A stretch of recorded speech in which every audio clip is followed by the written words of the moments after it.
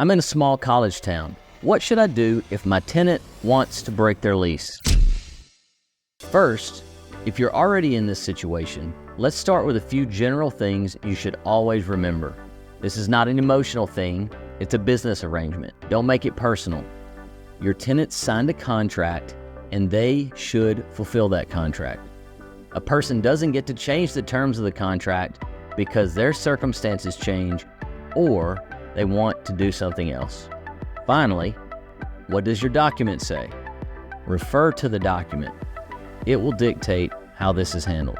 So, what should your document say? First, your document needs to be clear on how this situation is handled, so there should be no surprises when it comes up. Before drafting this clause in your lease, you need to make sure you understand your market.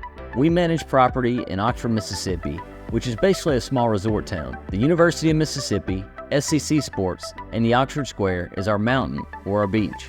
The university is as large as the town, so it completely dictates our rental cycle. Even if someone is moving here that is not affiliated with the university, oftentimes they move around the school cycles because they have kids.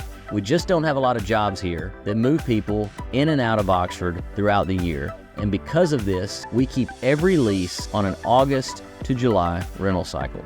For example, let's say a property owner wants us to lease their property starting April 1. We'll do a lease for 16 months through the end of July of the following year to keep that property on the normal rental cycle. So what does knowing your market have to do with breaking the lease?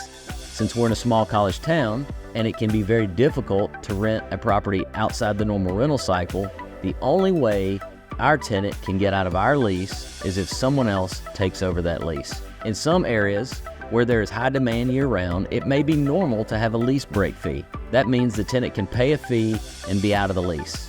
Then it's up to the owner to fill the property. That could be a very bad arrangement for a property owner in Oxford, potentially costing them thousands. Another thing to keep in mind is the type of property you're renting. Being in a college town, we have some properties that were built with college students in mind. For example, a 4-bedroom, 4-bath condo. Students renting one of these condos close to the university may pay $3,600 a month. They're breaking this payment up between 4 different families so they can pay more. If you were renting this same condo to a single family or a single professional, you would get lucky to get $2,700. That's an $11,000 loss on 12 months. It takes years to make up that $11,000. We would never want this property to go vacant outside of our normal August to July lease cycle because students just aren't looking for properties outside of that time frame. When drafting your lease, you also need to be aware of costs other than vacancy that may occur if your tenant breaks their lease early, and you'll need to make sure there are fees to cover this cost. Many people don't understand the amount of time and money that goes into leasing a property and turning it over. Do you have to pay a leasing fee? Even if you're doing it yourself, there are lots of things that need to be done when marketing a property that someone will need to be paid for. Someone will need to develop new marketing materials, advertise the property, and cover the costs associated with it, handle all the phone calls, emails, and texts from potential residents.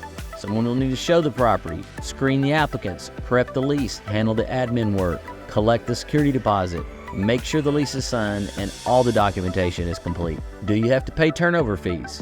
Someone has to move the tenant out. Do you have to pay someone to inspect the property? Do you have to pay someone to manage the turnover? Do you have to pay to rekey the locks? Finally, someone will have to manage the new resident's move-in. You'll also have to calculate all the time spent handling the situation with the current resident. If they weren't moving out early, you would handle their lease termination during your normal planned processes. Anytime someone wants to get out of their lease early, it causes additional stress and takes additional time to handle because it's unplanned. As you can see, there's a lot that must be done and the costs quickly add up. So all of these things have to be considered when drafting your lease. Our company charges a leasing and marketing fee to the tenant to cover all these costs. Make sure this fee is paid before you do the work, and the security deposit should never be used for these costs. To wrap up, do your homework before you get in this situation. You need to ensure your lease is written specifically for your market. Remember, a well thought out lease protects both you and your tenants. It provides a clear framework for handling situations like lease breaks, which can be very stressful and costly.